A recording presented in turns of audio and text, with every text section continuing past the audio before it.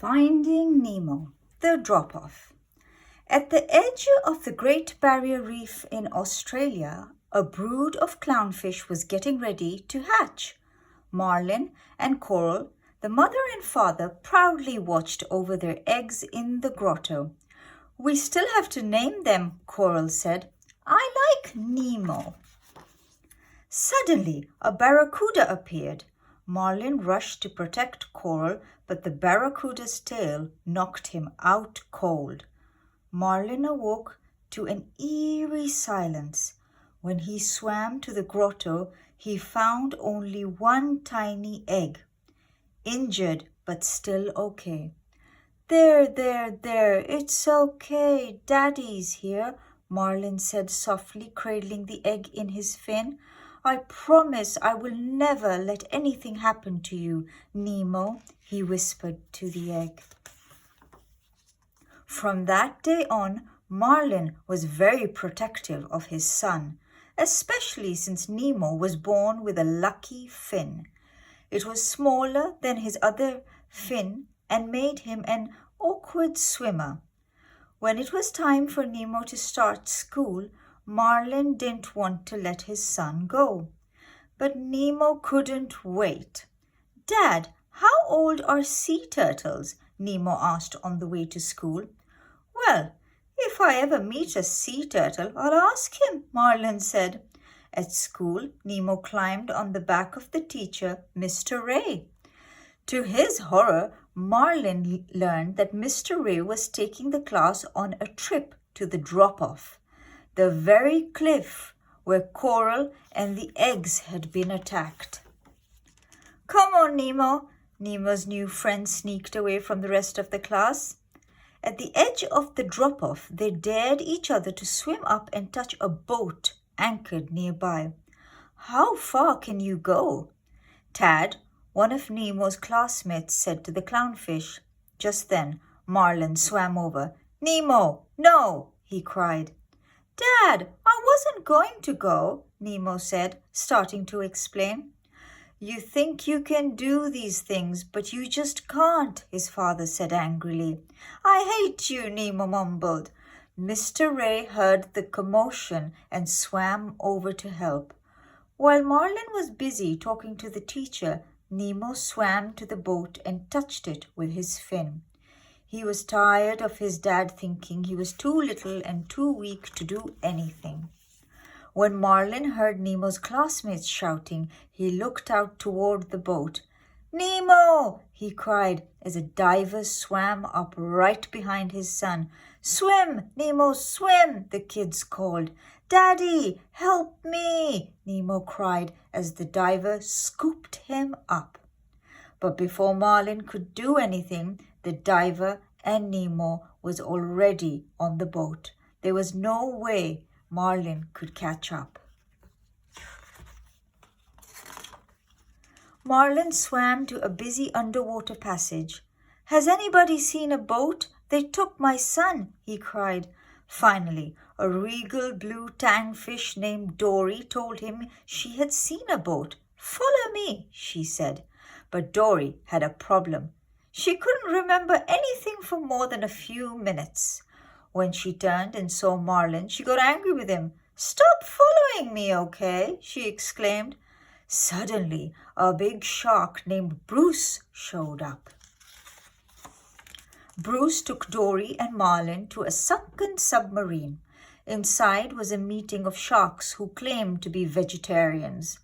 Marlin didn't trust them, but then Marlin spotted a diving mask. It was just like the one worn by the diver who had captured Nemo. "What do these markings mean?" he wondered aloud. "I don't read human." Suddenly, Bruce was overcome with hunger. He chased Dory and Marlin through the submarine, snapping his jaws. The pair raced into a tube that held a torpedo. Marlin and Dory lodged the torpedo in Bruce's mouth to escape.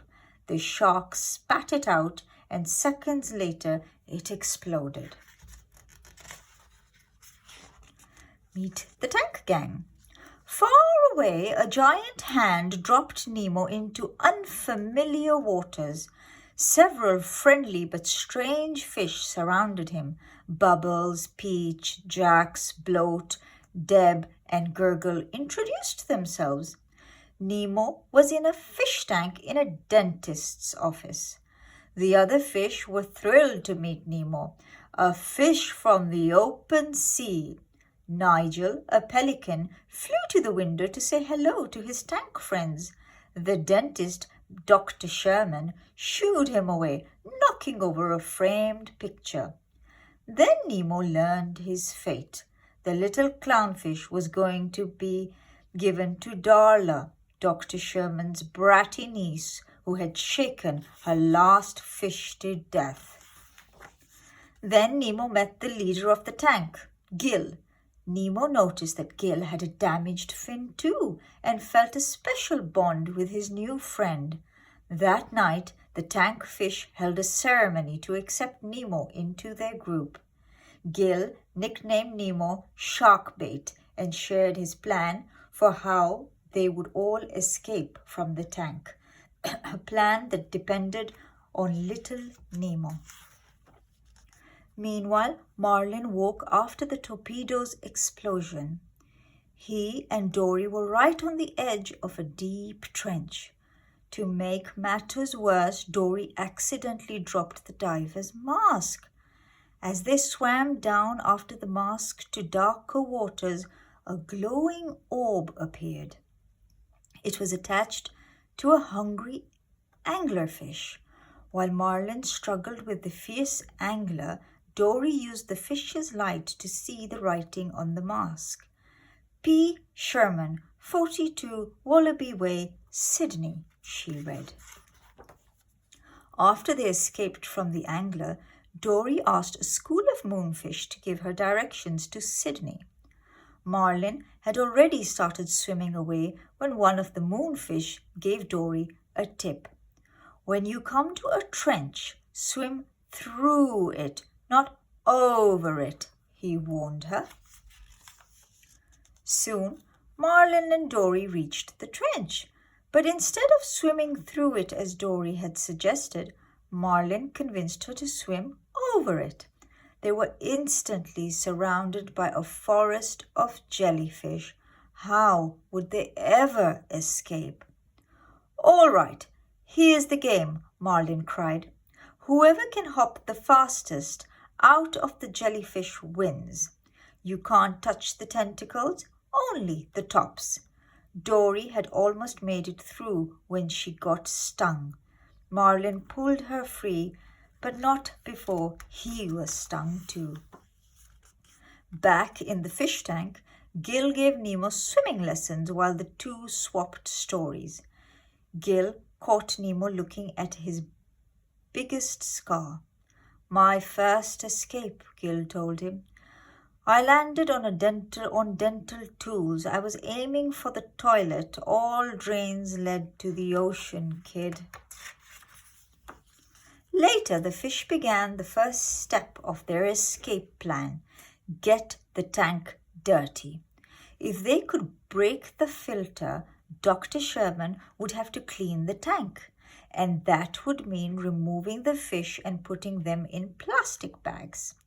While the bags were on the counter, the fish would roll themselves out the window to freedom. Coached by Gil, Nemo swam into the filter and wedged a pebble in the rotating fan.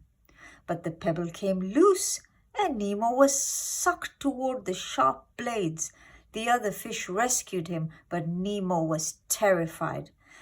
The escape plan was ruined, and Gil realized he had put Nemo in danger. Keep swimming. Meanwhile, some sea turtles had rescued Marlin and Dory after their dangerous encounter with the jellyfish. Taking on jellies, awesome, Crush, a surfer turtle, proclaimed. Marlin told the younger turtles the story of his quest to find his son. Soon the tale was being passed throughout the ocean from sea creature to sea creature until Nigel overheard the news from another pelican. Nigel rushed back to the dentist's office to tell Nemo that Marlin was on his way. Inspired by his father's bravery, Nemo grabbed a pebble and rushed over to the filter. He successfully jammed it into the fan. "Shark bait! You did it!" the tank gang cheered. They had 2 days until Dr. Sherman's niece arrived. Now that the filter was broken, would the tank get dirty enough to need a cleaning by then? Out in the ocean, Marlin and Dory bid the sea turtles goodbye. Marlin called, "Crush, how old are you?" He couldn't wait to tell Nemo the answer when he saw him. Marlin and Dory swam and swam until they were lost. Dory asked a blue whale for directions, but they were sucked into his humongous mouth. Just when it looked like things couldn't get any worse, the water inside the whale's mouth began to drain into its stomach. Back in the tank, Nemo and his friends felt their luck was changing for the better. Without a working filter, the tank was a nice, slimy green. Dr. Sherman swiped his finger across the inside of the glass.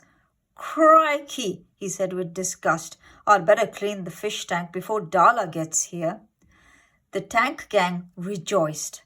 "Are you ready to see your dad, kid?" Gil asked Nemo. "Uh-huh," Nemo cried happily. The next morning, when the fish woke up, the water was perfectly clear.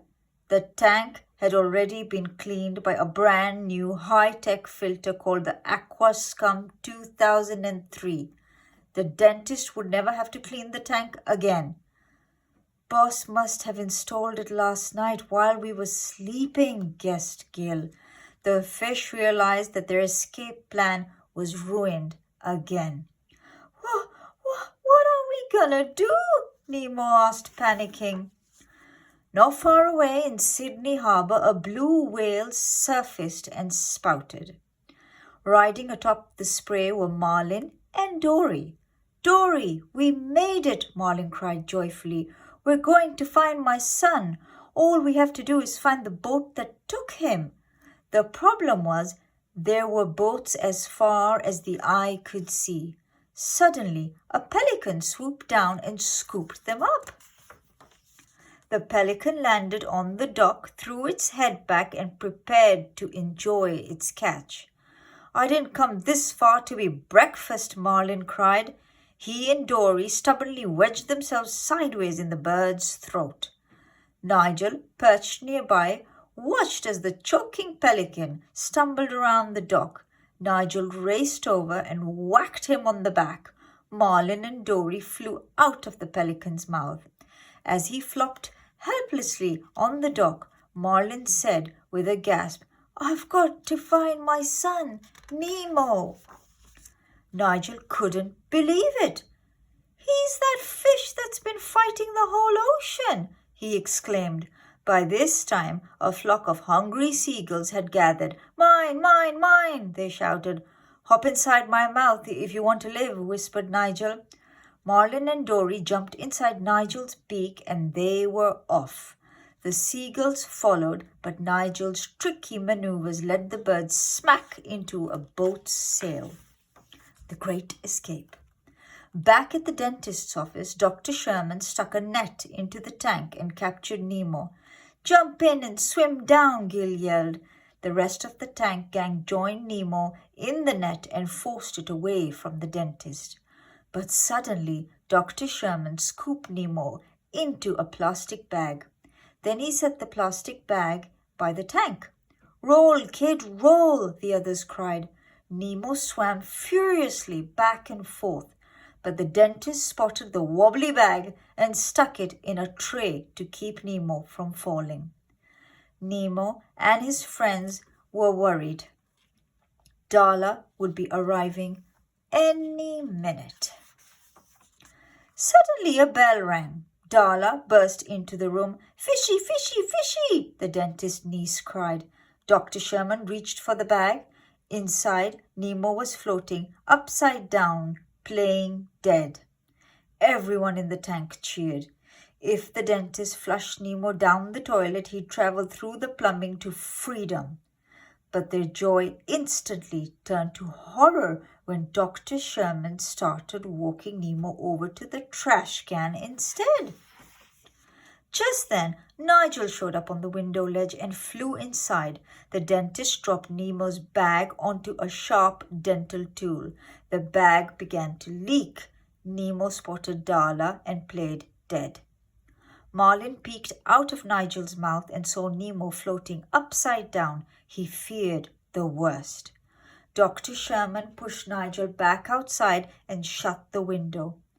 Darla picked up Nemo's bag and shook it. Gil knew he had to do something.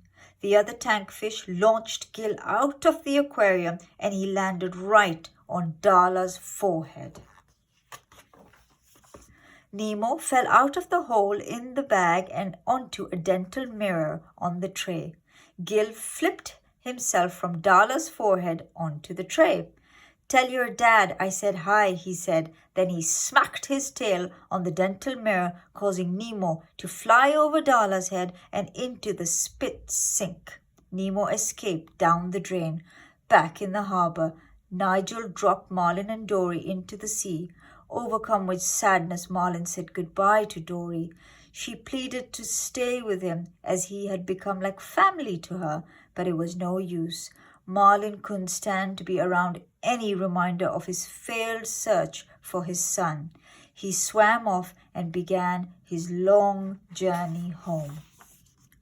Meanwhile, Nemo rode the rapids through the water treatment plant. When he finally poked his head out into daylight, he was greeted by 2 hungry crabs perched on the pipe. Nemo quickly swam to avoid their snapping claws. He had just missed his dad passing by. Escaping from the crabs, Nemo swam back toward the harbor and went off in search of his father. But instead he found Dory swimming in circles and sobbing. Dory and Nemo introduced themselves to each other, but of course Dory had no memory of Nemo or the search she had been on to find him. Nevertheless, the two swam off together. Luckily, Dory spotted the word Sydney on the water treatment pipe. Suddenly, she remembered everything. She led Nemo back to where she had last seen Marlin. Dory described Nemo's dad and asked the crabs if they had seen him. They wouldn't talk until she threatened to turn them into seagull food. "All right, I'll talk," one of the crabs cried. He went to the fishing grounds. Dory and Nemo were reunited with Marlin in the fishing grounds nearby.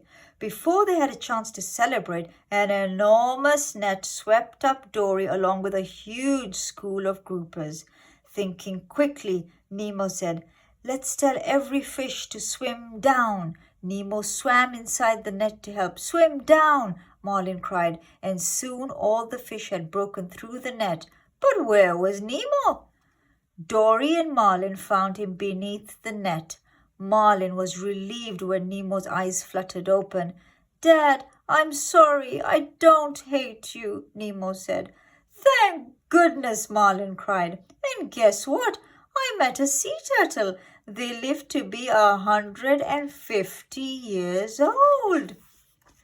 Weeks later, Marlin and Nemo raced to school. They had some amazing tales to tell, but most of their friends didn't believe them. Then Bruce and the other sharks showed up with Dory. Everyone's mouths hung open as the giant sharks greeted Marlin. Nemo swam onto Mr. Ray's back and the class started to leave. "Oh, wait, I forgot something," Nemo said. Nemo swam back to his dad and gave him a big hug. "Love ya, Dad," said Nemo. "I love you too, son," said Marlin. The end.